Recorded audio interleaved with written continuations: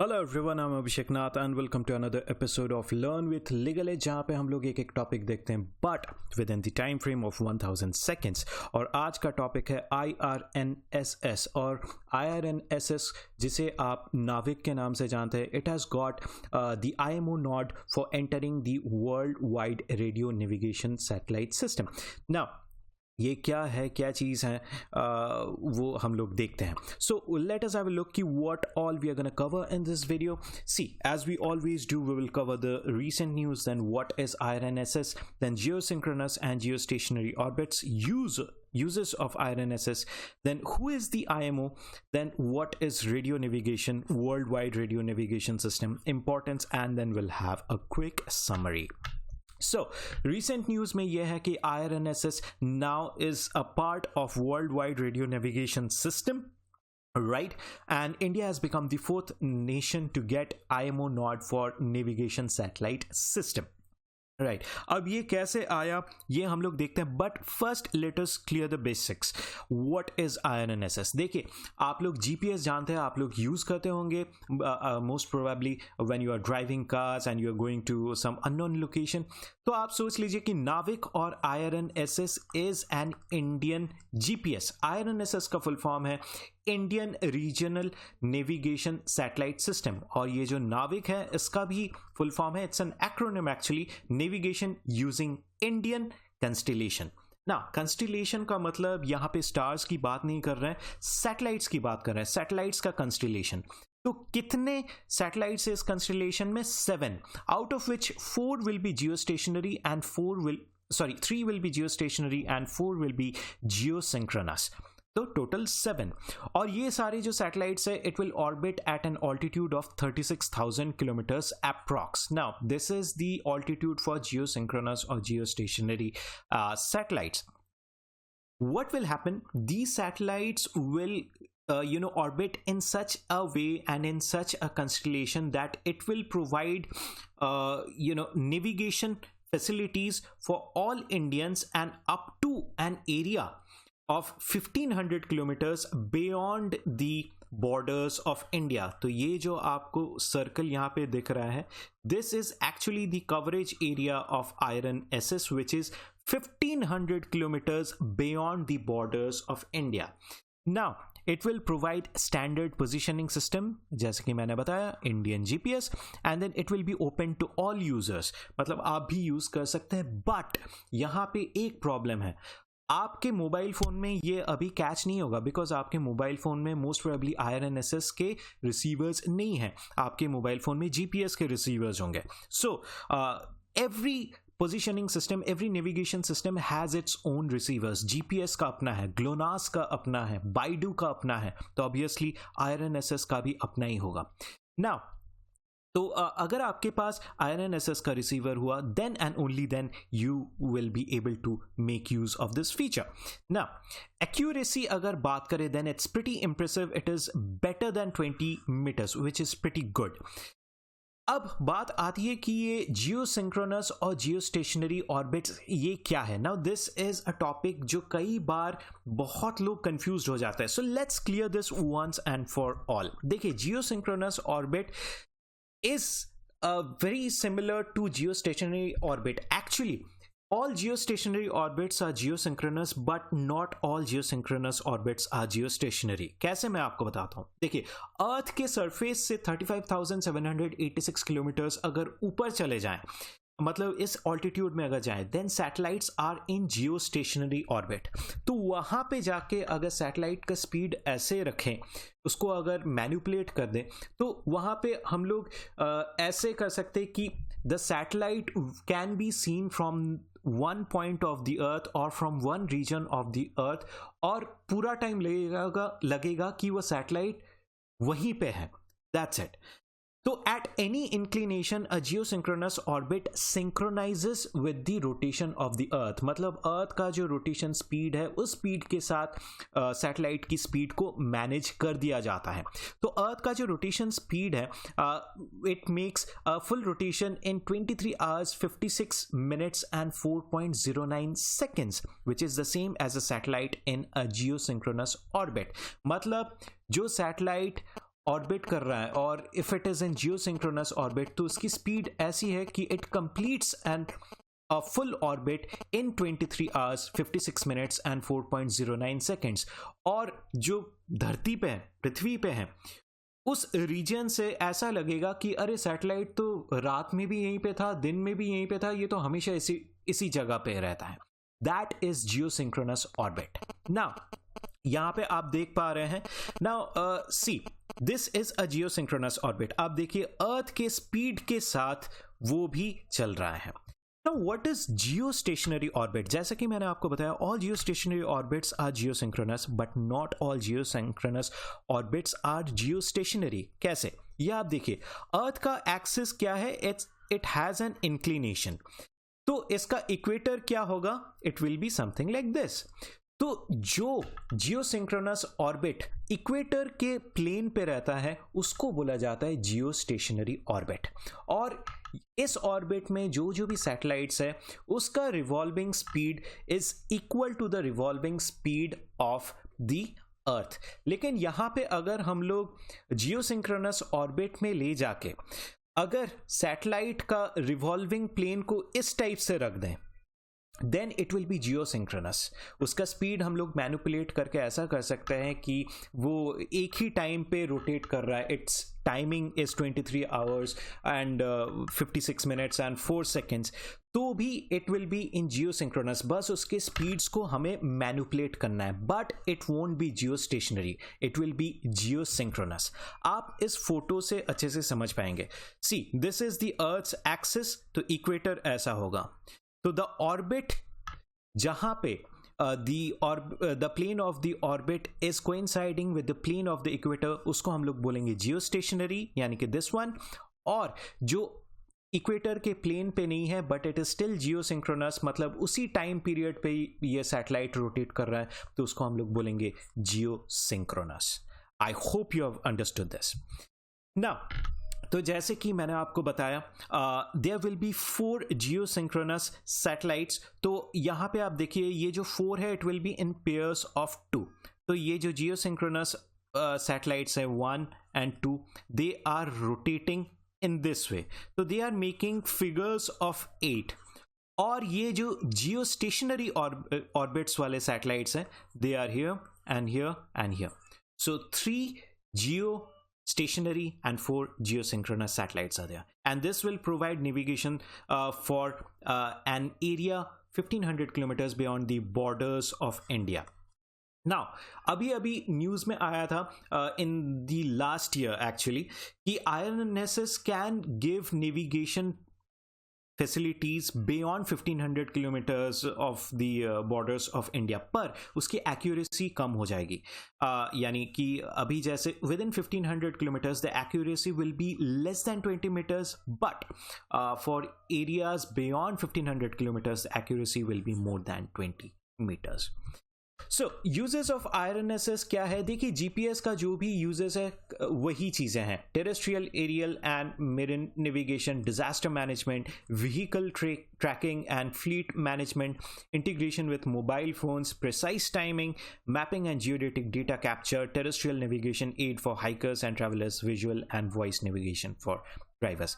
सो जैसे कि मैंने बताया इंडियन जीपीएस।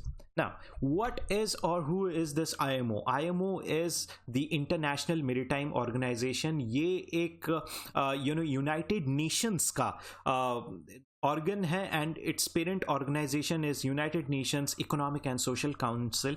ये क्या होता है? जो वर्ल्ड ओवर में शिपिंग होता है उसके पैरामीटर्स को ये लोग डिटरमाइन करते हैं, उसकी सिक्योरिटी के पैरामीटर्स की शिप कौन कौन से जगह से जाएगा एंड उसके जो सिक्योरिटी के लिए कौन कौन से इक्विपमेंट्स होने चाहिए, नेविगेशन फैसिलिटीज़ के लिए कौन कौन से इक्विपमेंट्स होने चाहिए। तो पूरा स्टैंडर्डाइजेशन एंड जनरलाइजेशन ये इंडियन मैरीटाइम ऑर्गेनाइजेशन करता है। तो हेडक्वार्टर्स इसका है London in United kingdom. Then it was founded in the year 1948 and इसके heads हैं Kaitak Lim and Efthymios Mitropoulos। Now what is radio navigation? आप नाम से ही समझ पा रहे हैं नेविगेशन मतलब क्या है? किसी भी ऑब्जेक्ट का पोजीशन को डिटरमाइन करने के लिए क्या यूज करते हैं, नेविगेशन यूज करते हैं. And radio navigation is navigation using radio frequencies. मतलब ये जैसे जीपीएस है, ग्लोनास है, all these are using radio frequencies, तो उसको बोला जाता है radio navigation. All these are coming under radio navigation. इसमें क्या होता है, there are a network of transmitters that allow the user to locate his position. तो in the case of GPS and GLONASS and all these, ये transmitters कौन कौन होते हैं, ये ट्रांसमीटर्स होते हैं satellites, right, sats short form में. एंड इसके फिर रिसीवर्स होते हैं, वो हमारा मोबाइल फोन हो सकता है, वो हमारा कोई भी इक्विपमेंट हो सकता है. And this is how radio navigation works. Now, worldwide radio navigation system, जैसे कि मैंने बताया कि IMO has the responsibility to take care of all the parameters of shipping throughout the world. तो IMO ने 1989 में एक रिपोर्ट निकाला था जिसका नाम है report on the study of a world wide radio navigation system. ये जो सारे शिपिंग होते हैं उसके सेफ नेविगेशन के लिए, उनके प्लेसेस, उनके पोजिशनिंग को जानने के लिए एक रेडियो नेविगेशन को स्टैंडर्डाइज करने की इन्होंने एफर्ट्स शुरू करी थी. And they published a report जिसका नाम था report on the study of a world wide radio navigation system. उन्होंने तब का जो भी रेडियो नेविगेशन सिस्टम थे उसके बारे में कंप्लीट डिटेल्स किया था. ये टेरेस्ट्रियल रेडियो नेविगेशन सिस्टम्स थे जैसे कि डिफरेंशियल, ओमेगा, लोरांस सी, चेका, ये सारे थे. But the most important things were the satellite systems. कौन कौन से थे तब उस टाइम पे? ग्लोबल पोजिशनिंग सिस्टम जो कि यूनाइटेड स्टेट्स ने डेवलप किया था, यानी कि जीपीएस, एंड देन ग्लोनास जिसका फुल फॉर्म है ग्लोबल नेविगेशन सैटेलाइट सिस्टम, जिसे तब के सोवियत यूनियन ने डेवलप किया था, which is now under the Russian federation, right. और 1995 में जाके उन्होंने पूरी तरीके से world wide radio navigation system का स्टैंडर्डाइजेशन किया, रिकॉग्नाइज किया कि GPS now is a proper world wide radio navigation system. मतलब कोई भी शिप हो, it can take use of the GPS system of USA and then have a proper and safe navigation. और उसके लिए जो इक्विपमेंट्स चाहिए उसका भी स्टैंडर्डाइजेशन किया गया. And all these were done in the year 1990.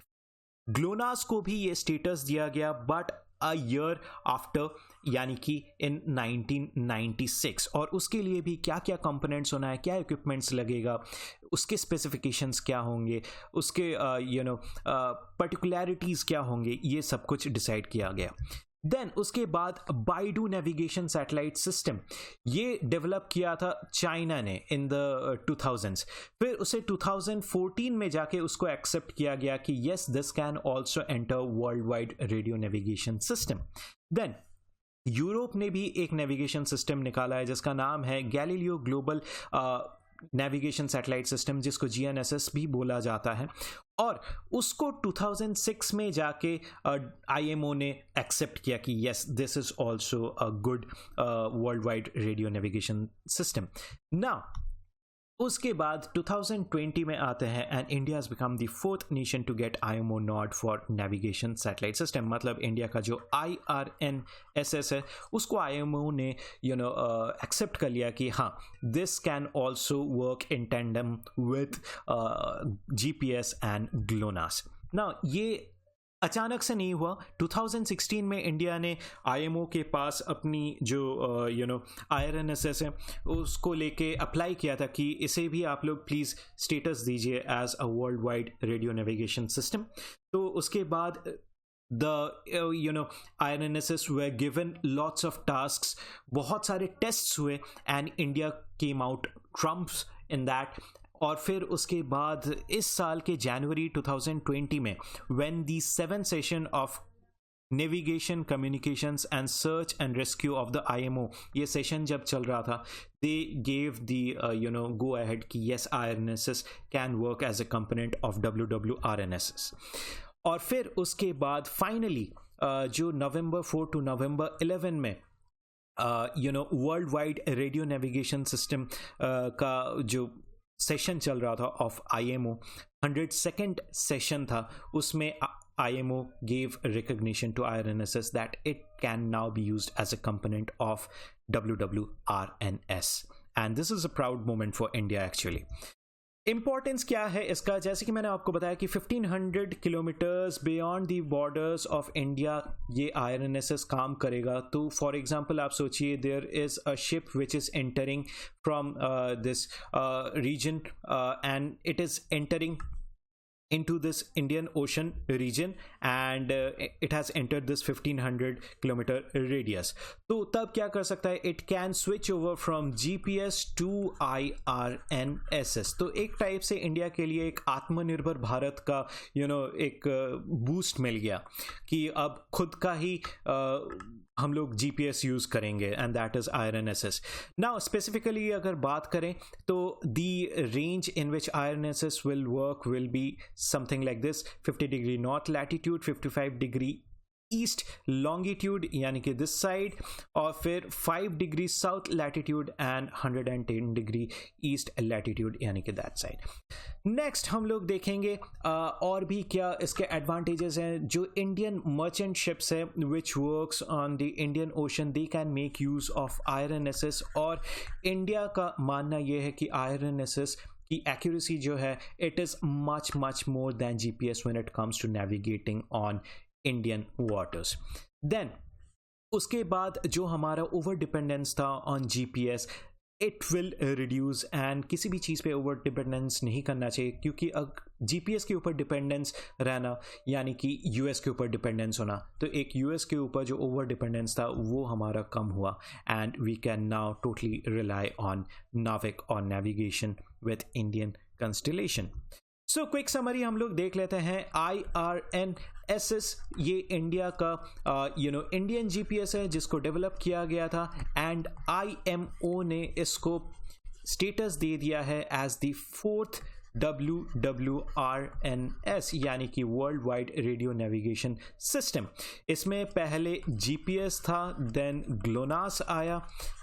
GPS belongs to USA, GLONASS belongs to Russia, then Baidu was there, फिर उसके बाद there was also GNSS और यूरोप का, बट ये हम नहीं बोल सकते कि ये कोई कंट्री स्पेसिफिक है।